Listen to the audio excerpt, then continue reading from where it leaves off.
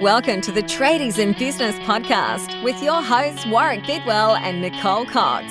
Divert your phone and grab a brew as Waz and Nick unpack tips, tales, secrets and stuff-ups from guests both inside and outside your trade, helping educate and inspire you to break the cycle of gut-busting and money stress and create a true trade business.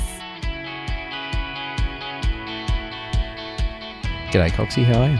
Well, Waz, how are you? Very, very well. G'day listeners, we've got an episode with a difference for you today. A little twist.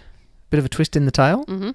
Well, we're doing the first of a new series, hopefully, if this one works, of episodes. Why do you have to hang it on me? Because you're responsible for everything. Of course.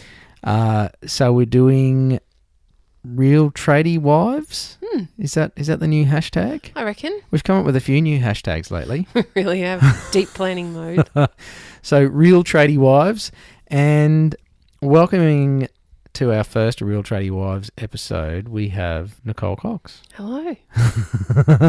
Now, many of you will know Nicole as co-host and co-creator and co-producer and co-conspirator I like that at one. the Tradies in Business podcast. Mm-hmm. And most of you would probably know that Coxie, as I refer to her, is also the builder's wife. That's me. So that's your blog, Mm-hmm. and has been for 5 years. Mm-hmm. Just clicked over. Oh, nice. Mm. Well done. Thank you. And you also had had a building company Yes, with the builder. I did with the builder. He's a bit like a dentist. We can't show his face. He's like this this shady character. I know, isn't that he? doesn't have a real name or anything. It's just the builder. We're going to try and get the builder on the show, aren't we? We are. Yeah, Mm. we'll have to change his voice and make him sound like a chipmunk. Mysterious. He'll love that. Yeah. So what we're going to do as part of our Real Tradie Wives episodes is we're going to interview some tradie wives. Mm-hmm. We've got quite a few lined up over the next few weeks. Mm-hmm. And we're going to get their perspective on, I guess, working in a trade business Mm-hmm. from that perspective of the supporter or sometimes the unseen part of the business. Yep, I agree. Because I think the blokes get noticed a lot more. And there's some lady tradies out there. Same thing happens. Yes. The tradie, I should say, Yeah. certainly gets noticed more and is more visible in the business. And then we have these tradie wives or some tradie husbands, I guess, that are the supporters doing all the other stuff. I love to see the applications for joining our group on Facebook come in, the Tradies in Business group. And the ladies that join, the tradie wives, it's like everything except the trade. I know, and often they're delving into that as well. I can't tell you how many times I've been out swinging a hammer. Yeah. So, but it's the everything else. It's the admin, which we know is much bigger than just the word admin, and the finance and the organisation, and then often running the household as well. So, That's right. yeah, we just thought it would be good to dig into some of that and share some of those perspectives. So you're up today, Coxie. First cab off the rank. This So isn't my first time though with you interviewing me. No, you've been interviewed on Couple the of show times. before. Yep. Probably different focus in those episodes. Yeah, those episodes were very much about the builder's wife, really. Bet your blog and that sort of brand. So today, Real Tradie Wives. What's it like to be a tradie's wife, Coxie? Freaking hard work. It's not easy. It's I don't think it's anything you ever sign up for. You just kind of fall into. It's like a rabbit hole that never That has just a keeps bottom. going. Yeah, I haven't found the bottom yet. Maybe I don't want to. But it's really challenging. It's difficult to be recognised for who you are and the role you play. It is difficult to tip your toe in the water. It is difficult to just play that role effectively. It is a really difficult role to fall into. It has its rewards, don't get me wrong.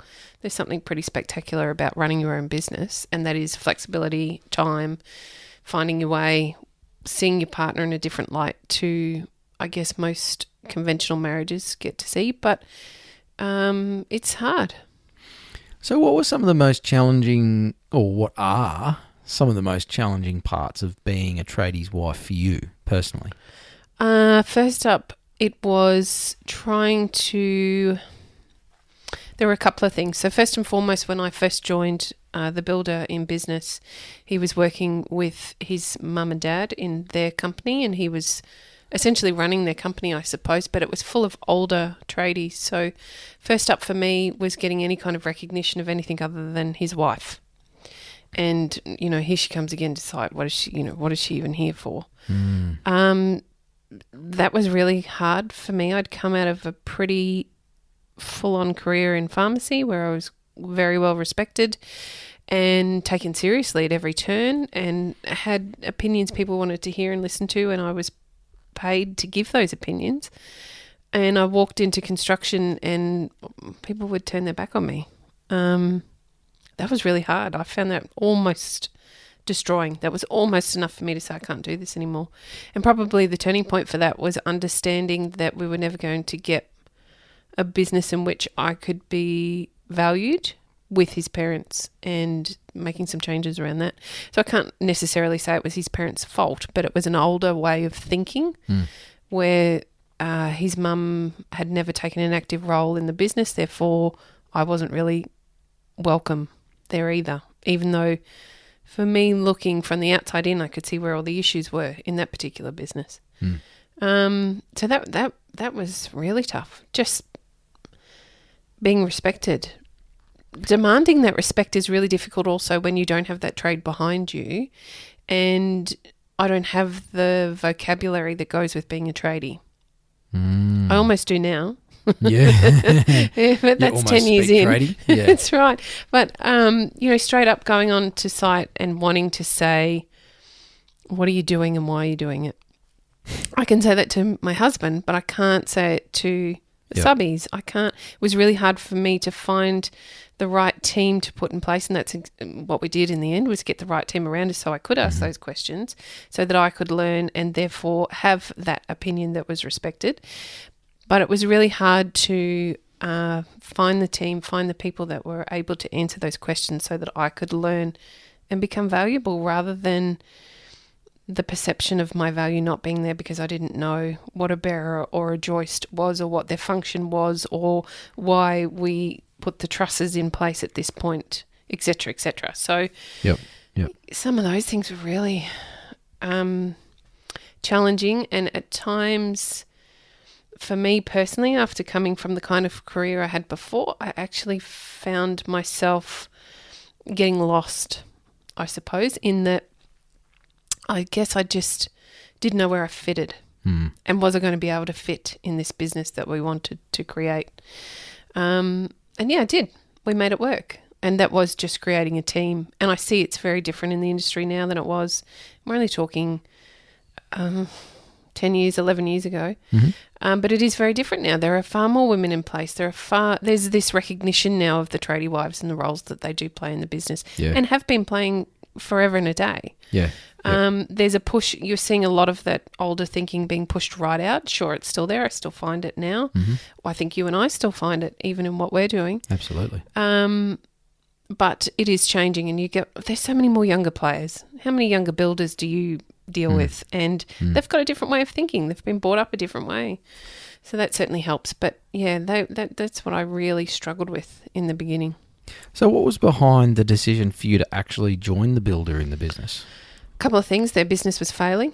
The business that he'd had with his parents was going down the tube. They were running out of money. They were making every mistake in the book, many of the things that you and I talk about on a regular basis.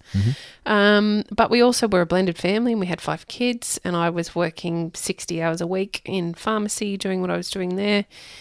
And, it just came that tipping point in which we realised, we needed to do something to save the business that he had with his parents.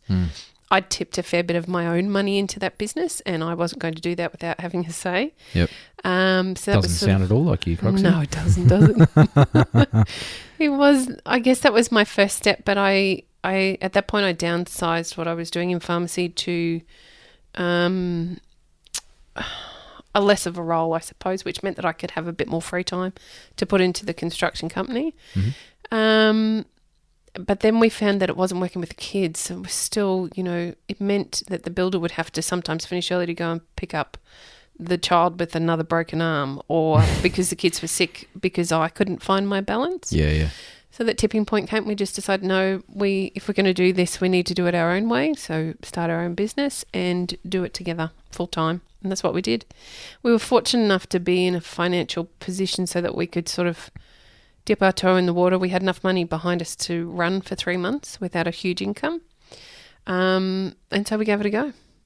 And being builders, to a great extent, we needed that. We needed that one job to kickstart. Yep. It's pretty hard to fall into being builders without some sort of cash flow behind you. Yep. So what were some of the, you talked about the challenges of being a tradie wife, but what about particularly moving from your role in pharmacy into, what was your role going into the builder's business? Like, what did you sit down and figure that out, or No. did you just say, I'll do the stuff? Yeah. Like, how does that happen, and what was the stuff? I think you've really highlighted something there, and that was a mistake we made right in the beginning. There were no roles. It was just, you go to work and do that, and I'll figure the rest out. It really was. That's what it was. And not only was that hard for me because I didn't have a determined role, it made it really difficult for him to understand how I could help because he didn't understand my capabilities.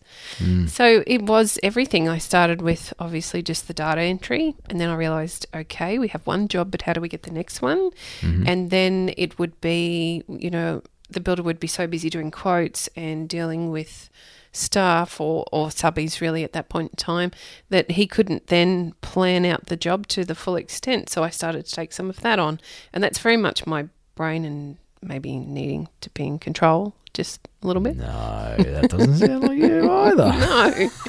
So We're just exposing you here, aren't we, I Coxie? don't know. This is who I am. But I guess once I mastered one part of what I could do in the business, then I was looking for something else because, as you know, I get bored. If I don't have something to do, I need to find something to do. So that's how that started to grow. Yep. So how did that help the builder? Did it help the builder? Immensely. It took a lot of pressure off. I think in the very beginning it was just exciting for him to be working with his wife and have that support in place at work that he'd always wanted.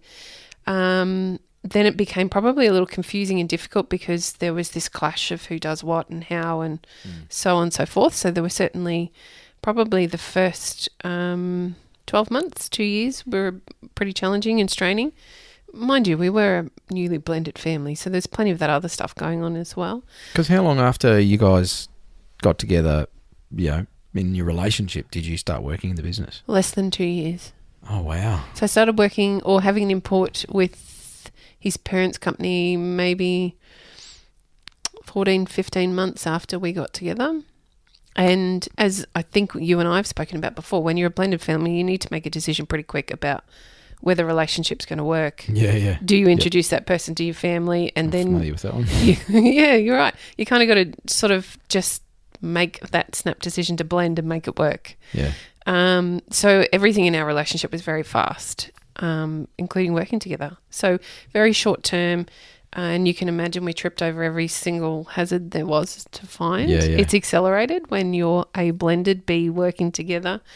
Well, I wanted to ask you about that, Coxie, is on that, despite it happening early in your relationship, just that change and actually working together, what were some of the impacts on the marriage and the relationship and the family of actually now working together as well? Good question. I could never have done this with my first husband. Okay, clearly. Let me start there. Actually, we did try. We had a business together. It didn't work. Second time round, overwhelmingly, all the impacts were positive, but we had to learn a lot about ourselves. We had to do a lot of self-work to make both work. Why didn't the first one work? I just want to back up a little bit there. You With said my you tried first business husband? with your first husband, yeah. I think if I was really objective and looked back on it now in my role rather than as a wife, I'd say neither of us did the work on ourselves to be able to carry that through into the business. So it takes, for my mind, it takes a lot of work on who you are as a person and understanding that communicating with someone is a skill that you need to learn. It's not something that you're born with. And we didn't communicate. We didn't communicate well. The business, there wasn't the respect, I think I could say quite fairly mutually in the business that there should have been. All of those sort of red flags that come from doing work on yourself and understanding who you are and not being threatened by communication or not being emotional about a business communication that actually doesn't have anything to do with your relationship. Oh, that's a really good point. I'm going to grab that one. Okay, go with it. So emotion Yes. is, well, I guess it's important in a relationship. And I've been told many times over the years and read lots of stuff about how we want to keep emotion out of business and out of business decisions. But that's like, to me, that's bullshit because you're asking a human being and you know, no sexism intended here. Can I say sexism or is it genderism now? They're two different things, aren't they? I believe so. Anyway, I don't get all that stuff. That's another podcast. Boys and girls, I just can't wrap my head around the other stuff. So whatever. But women are emotional creatures, generally speaking, or certainly more emotional than men. Agreed. Men tend to be more logic-brained, you know, fact-based, which is challenging in itself. And the fairer sex tend to see things more emotionally, right? How did you go with that whole, you know, emotion as a part of a relationship and then that bleeding into the business conversations? How did you guys deal with that? We sucked at it in the beginning. Really, honestly. You dealt with it by stuffing it up. Big time. Okay. So there was a lot of, you know, did you pay that bill this morning? No, because it's a banking day, right? So it doesn't matter when I pay it. It's going to go through at some point today. And that would create an argument about absolutely nothing and everybody would be mortally wounded and retreat to corners and not talk. And there was a lot of that crap in the beginning. There was a lot of that rubbish because, you know, I can look back on it now and I see just so much was accelerated and there was such intense feelings in the beginning that we allowed all of that to get in the way, almost to the point of failure. There really was a tipping point for us where we had to sit down and think, okay, this isn't working and why isn't it working? What got you to that point of saying this isn't working? Was there something that actually flagged it for you? Just another argument. It was just another massive argument that had gotten out of control that didn't mean anything and really was about nothing, and that was the reflection. When we'd calmed down and we came back to talk about what had happened, there was this reflective point of we haven't actually argued about anything. It was just each other's feelings, which, yeah, okay, so they're really important in a relationship sense, but in the business sense, it didn't mean anything to this particular thing. So then it became, I guess, a point of reflection about how we could each work on perhaps delivery or understanding or putting some boundaries in place so that maybe it didn't become a conversation that we had face to face. It might be communicating that same message in a different format, and therefore came the discussions around roles, and therefore came the discussions around procedures and policies and things we needed to put in place in order to grow anyway. So it just really came from one stupid big argument. Who took the lead, though, in saying that's enough? Let's change this. It was me. And it was me because I was at a point where I was ready to throw it all in. Ask you a leading question here, Coxie. Would you say that's pretty typical, that it's the tradie wives who basically say, okay, that's it, that's enough, something's got to change, in your experience? Because you talk to a lot of tradie wives, and you have done over the years. What's your observation in that?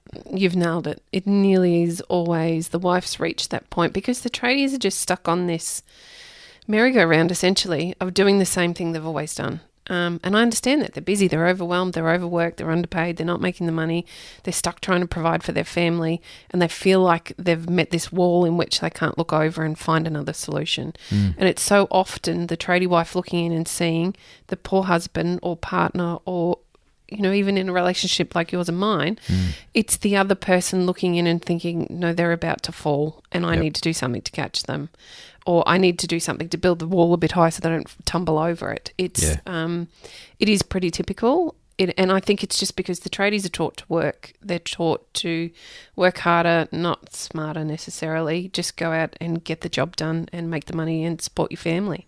And it's hard for them to come to that point of reflection. And then they need to be willing to self-reflect. You know, it's not easy to look in the mirror and see your faults and decide you want to learn and do things better.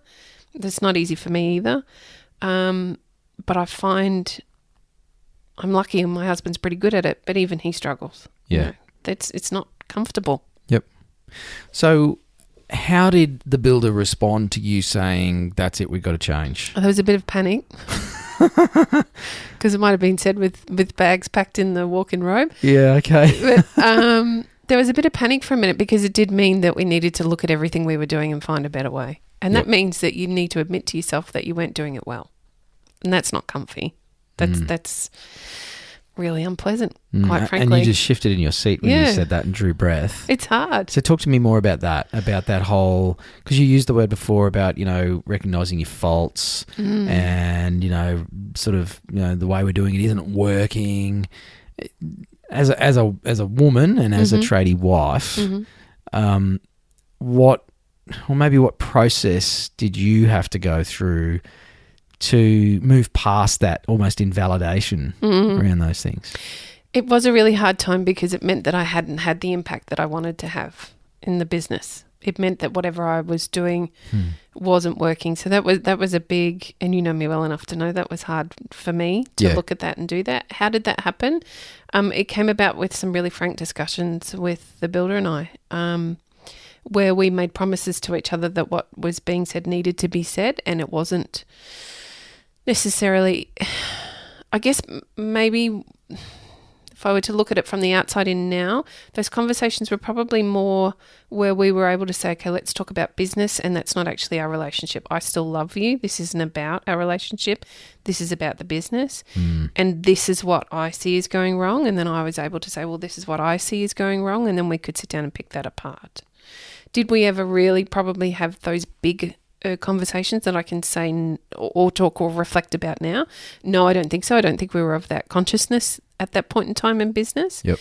But we were able to have frank conversations once we stepped back from the emotion, and we did it over a period of a weekend, came back at the end of the weekend and stepped back into that emotion, and were able to, maybe not so intelligently, but we were able to authentically, I guess, share how we felt. And for each of us, it was that we felt like shit. We didn't like where it was at.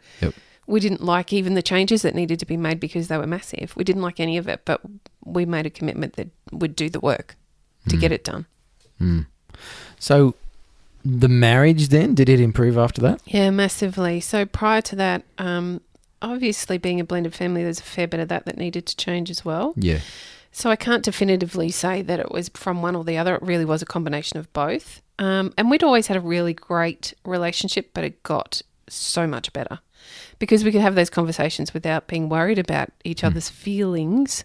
Yep. And whether, you know, if I say one of the common conversations we have is around setting expectations for a client. So a client knows what to expect this next week. So once upon a time, if I were to say, okay, did you set the client's expectations this week? It would turn into this big argument about how he felt he was a failure because he hadn't done X, Y, and Z, and I was making him feel that way. Yep.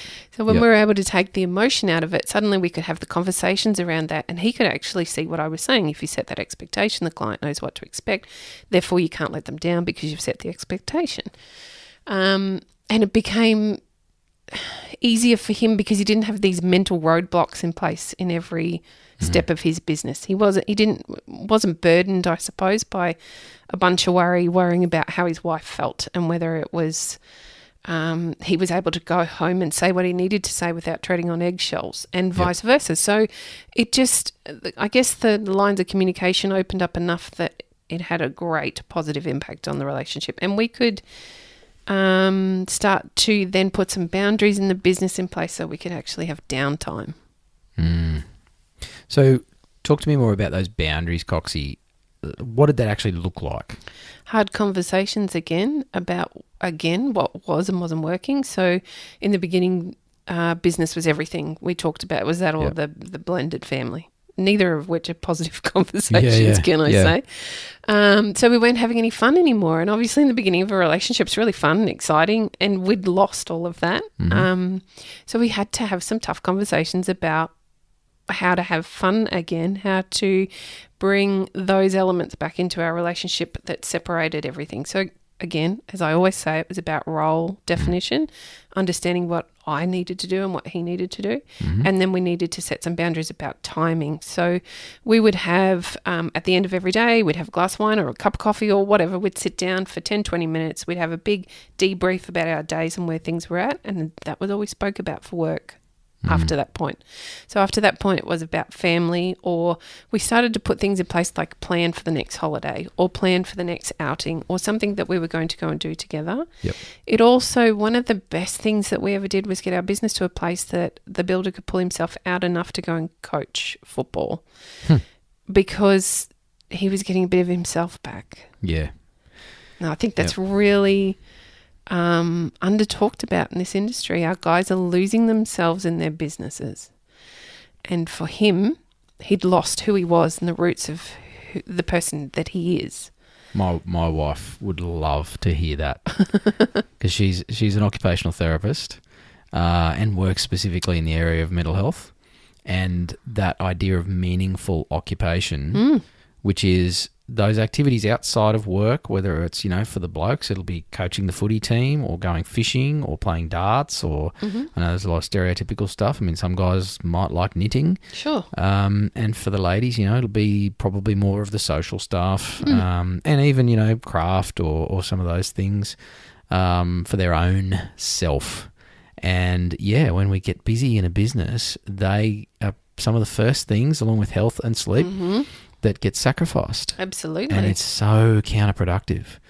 So I should get Amy on the podcast, I think, and talk about some of that, because she does work with some tradies, sadly, through her role. Very sadly. But it is so important to have that self-care and meaningful occupation is a big part of that. So absolutely, it was really the first. Well, by the time I met the builder, that was all gone. There was nothing in his life that was him. Yep. Other than me at that point, I suppose, in the form of a new relationship. But other than that, it was go to work, do what needed to be done to get the bills paid to support the family, and no builder time, no who am I anymore. It had all gone. And every time I look back at our business and I see a dip, it started with that. Yep. And do you feel like, in some sense, I'm putting words in your mouth again, he'd lost his wife a little bit? Like when you did come into the business, it maybe in some sense, he'd got a business partner and an office person and supporter in the business, but lost his wife a bit? Yeah, I think certainly in the really early days, yes. And that was a struggle for him. Actually, perhaps less of a struggle for me because I didn't see it that way, but for him, very much so. And it became just all about work. It was more all about work. So there wasn't that, I guess, until that point in the early days, his escape from the everyday was our relationship. When our relationship became around work as well, very much so. So I guess there would be people listening to this, both tradies and tradie wives, going, well, that's all good, but that's just how it is. And you can't really change all that because it's too hard to separate it all out. And, I can't afford to pay someone else to do it. And, I guess for some people it feels like that's as good as it gets. What do, particularly tradie wives, what can they do to actually influence their tradies into changing this up a bit? It's a massive question, Warwick. Well, I'm hoping you can answer it because I can't. I don't know if I've got the answer. I guess... Well, what have you seen? Have you seen other people figure this out? Because obviously you guys have found a place with this now where you work together well and you've got much more clarity about your roles and there's that separation and the boundaries and all that stuff. But they're the, what to do. But I think sometimes people get a bit stuck on, that's all well and good, but how do we get out of what we're doing now? How do we change what we're doing now? Like, what's the bridging step or the thought process you went through? Did you go see a counselor, or did you get drunk one night and have an epiphany? Or it's like often there's something that happened that people can create or do or put into place that actually precipitates, I don't know, starts a different process and a different way of thinking. Like you said before, you had another big Barney. My words, not yours. Yeah, that was and the it was catalyst. about nothing. Yeah. But one of you obviously had got to a place of that's enough. Were there other things that said to you maybe that's enough? We've got to change this? So we, early on in the process, we did take on a business coach. It was the wrong kind of business coach for us, but it was enough to change the way of thinking for us. Mm-hmm. In that we started to realise at that point, maybe not necessarily that we weren't alone, but that all small businesses, regardless of trade or not, face the same sort of challenges, and therefore there is the information out there to help us. So I don't know whether there really wasn't any other catalyst than an argument and then seeking more help.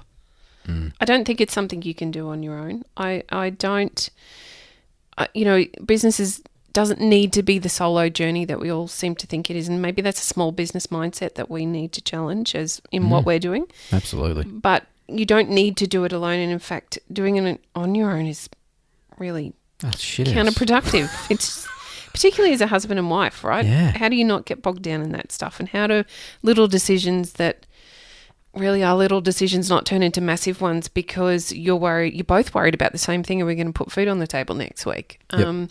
But having somebody from the outside in, and we've worked with lots of business coaches over the time and fortunate enough to find the right one that helped in the end. But it's just a change in thinking, and I guess from all of those people that contributed to us changing the way we thought about the fact we didn't have to do it the old way that we'd always done it.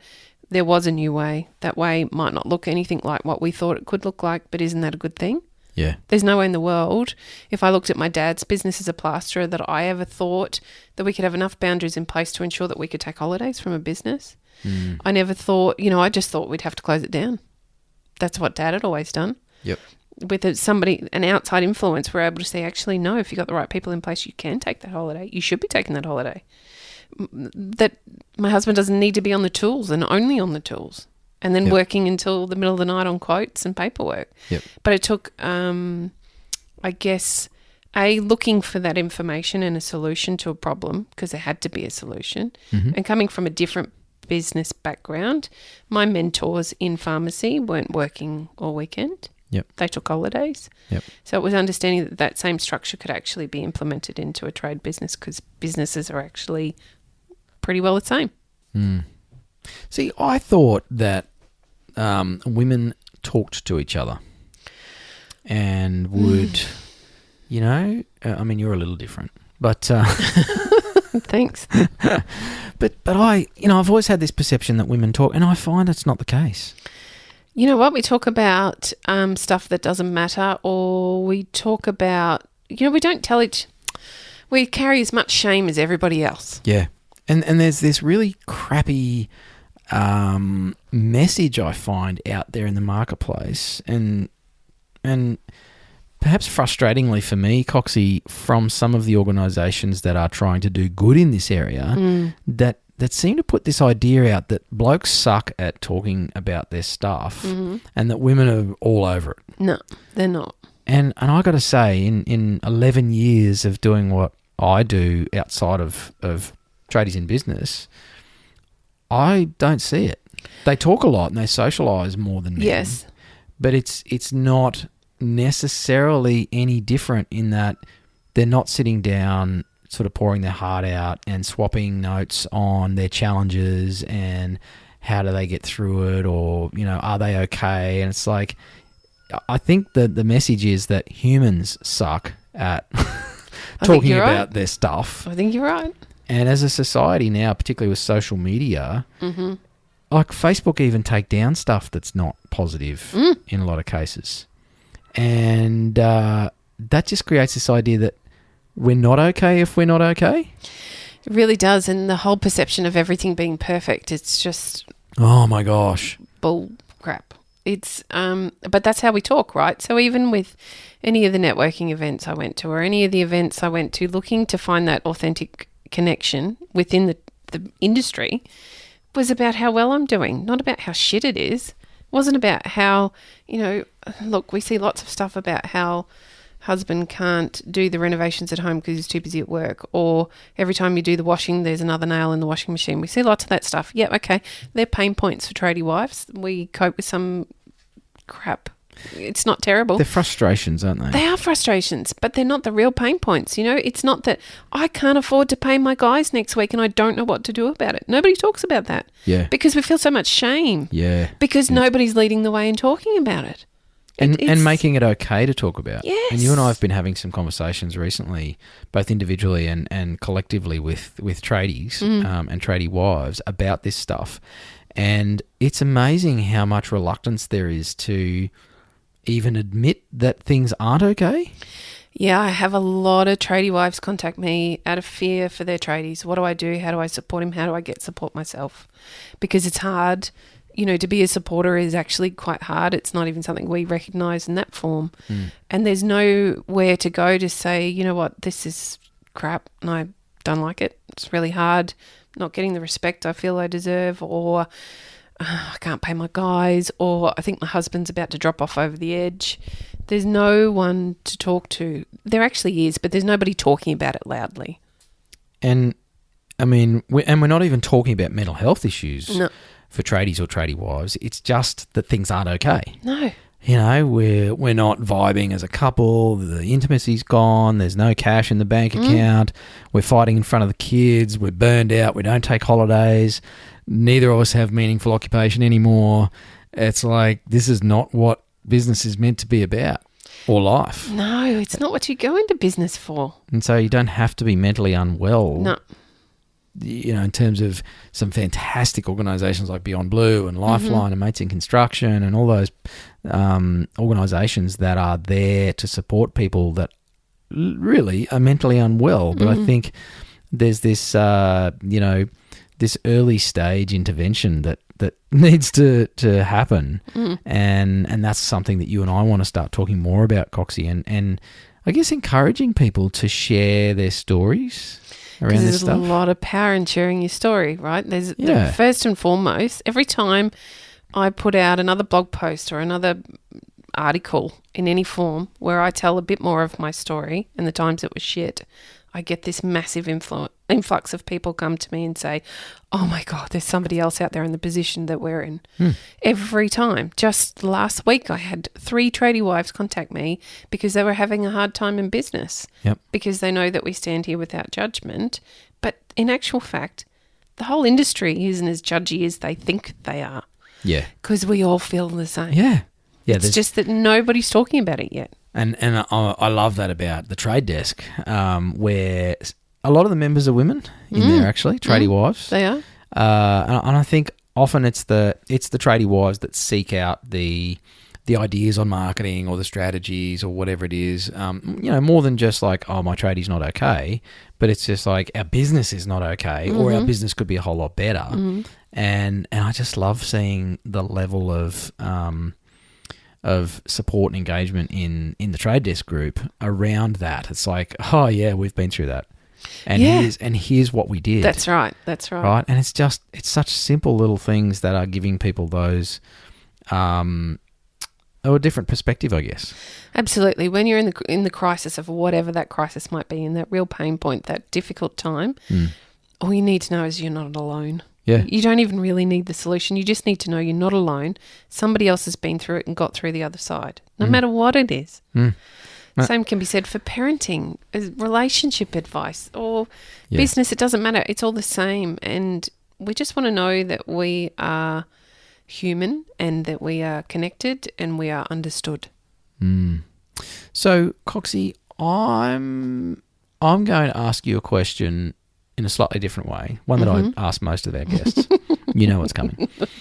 So if you had 1,000 tradie wives in a room, Yep. what's one thing you would like to say to all of them? I'd like to say first and foremost, you're not alone. Mm. That's why I created The Builder's Wife, because I felt alone.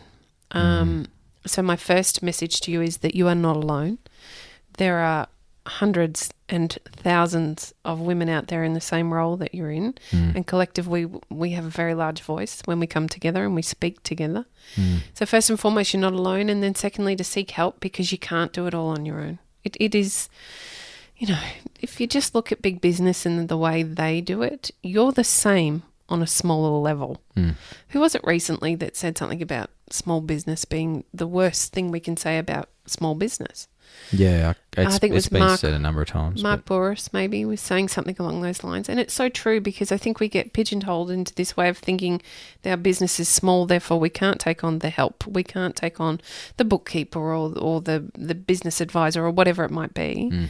Suddenly we feel like those things are out of our realm because we're a small business. Well, that's bullshit. Or that we shouldn't need them, or that it's not relevant, or whatever. Like it's not small business; it's business. It is business. Business is business. Absolutely. It's just different. It's just a different number of zeros on the end of the profit and loss and balance sheet. All the same issues, right? Yes. So seek help. I wanted to ask you about that, Coxie. Is what does help look like? Help comes in many forms. Because I've had a bunch of help over my years. A lot of people say, go get help. And it's like, okay, I'll go get help. What does help look like? Start by finding a group of people that you can relate to. It can be as simple as that. It might be somebody that you can have conversation with. So that might be the Tradies in Business group. It's a free group. There's a bunch of people. There's 1,000 tradies in there now. Go and join the group. Talk to people. See the conversations that are going on. There's another group out there called Tradie Wives. Go and find a group. Just find a collective group of people who are in a similar space in journey as you are, and start talking to them, because from them you will get new ideas, new perspective. You'll find some excitement around your business again, and you'll understand that the help in its various forms. There are tons of different ways to get help. It might be that you get a cleaner so that you've got another 3 hours a week to spend in the business. Or it might be that you get a babysitter so you and your husband can actually go out for date night once a fortnight. Or it might be that you get a bookkeeper to do some of that data entry for you, because you just actually don't have time to do it while you're actually working on the marketing plan. It might be that you find a business coach. It might be that you find a mentor. It might be that you want to spend some more time networking. Therefore, you need some other support services to come in place so that you can do that. Help comes in a ton of different forms, and it can be whatever suits your business. But the first step, I think, is, I don't want to say finding your tribe, because it's just such a wanky thing to say, but it's kind of like, but find your tribe. But it is finding just that conversation. Find the conversation. Find the place where it's happening. Go there. And I would add to that, Coxie, and just say, ask some different questions. Or ask a different question. Because often we ask questions of others, of ourselves, that lead to the same, not negative, but unhelpful answers. Why aren't we getting anywhere? Why can't we seem to communicate better? Like they just open the door for a more negative response and a more emotive response. Agreed. So, find a group, find a tribe, find a friend, find a woman who you think is doing okay in business. You'll probably find out that she's, tearing her hair out just like you. Just like you. Or, for the blokes, same rule applies. And ask a different question. Examples might be, hey, you look like you're doing okay in business. Do you ever struggle with anything? And just sit back and hold on to your chair, because you're going to get a big response. I think a lot of you would be floored at the responses. People do that with us even. They're often just completely flabbergasted that you and I would have experienced the things that we've experienced. Listeners to the podcast, you obviously know a lot more about Coxie and I than probably the tradie business community at large. Yes. But yeah, it's just ask a different question. And I couldn't agree more. I was going to go off onto another monologue, but I'm sure the listeners don't have another hour to waste listening to my monologues. And that's the thing, we could sit here and dig into this for another hour easily, and we will, not necessarily with you, Coxie, And there's so much we haven't talked about today. Absolutely. But I think that's the point is, and I want to personally encourage, if you're listening to this episode, which obviously you just listened to it, so you are, but just I'll finish the sentence. If you're listening to this episode and any of this resonates with you personally, and you're thinking, oh my gosh, that sounds just like me and hubby plumber or electrician or mechanic or whatever, or you're listening to this and someone you know springs to mind and they're not a listener, please share the podcast with them or share this episode with them. It's a great way to just start a different conversation with them and get them to think differently. And if you're sitting there thinking, oh, wow, this is me, and you want to reach out and ask a different question, even of Coxie and I, but particularly of Nicole, go to the website, tradiesinbusiness.com.au. You can send us a voicemail. You can drop us a message. No one will know. No. There's a well, they don't call themselves plastic surgeons anymore, really, but there's a cosmetic anti-aging surgeon expert, and a cosmetic surgeon in town here. That I think the tagline is everyone will notice, but no one will know. I've seen that ad. It's a ripper. Yeah.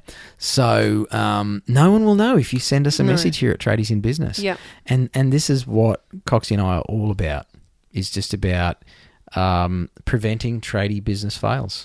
Absolutely. You've nailed it again so concisely. Well done. Gold star for was today. Thanks, Coxie. So, head over to the website, tradiesinbusiness.com.au. We want to hear more stories like this. Like, we want some more real stuff. Yes. We don't necessarily want to talk about Google AdWords and social media marketing and how to improve your cash flow. I mean, that's all important stuff. But it's boring. But you can get all that on Google. We actually want to hear some real stories, some real conversations, and a bit of dirty laundry. So if you're up for it, like another episode. If you're up for it, you don't have to come on the show, but if you want to, send us a message. Please do. But we would like to get some perspective. What did you get out of today's episode? Let us know. Yeah, let us know how you're feeling. Did this resonate? Is it something that you understand? Have you been in this position? Are you in this position now? Are you deep in the trenches of rubbish that you don't really want to be doing? Just let us know where you're at. It helps us find the right people to help you, I suppose, and start some of those different conversations. And it helps people other than yourself listening to this. True. There are some people out there doing it tough, and the more stories we can share, the more they start to hear and realise that, oh wow, I'm not on my own, and there are other people going through this. And holy crap, what if I actually spoke to some of them? So that's right. Yeah. So final words, Coxie.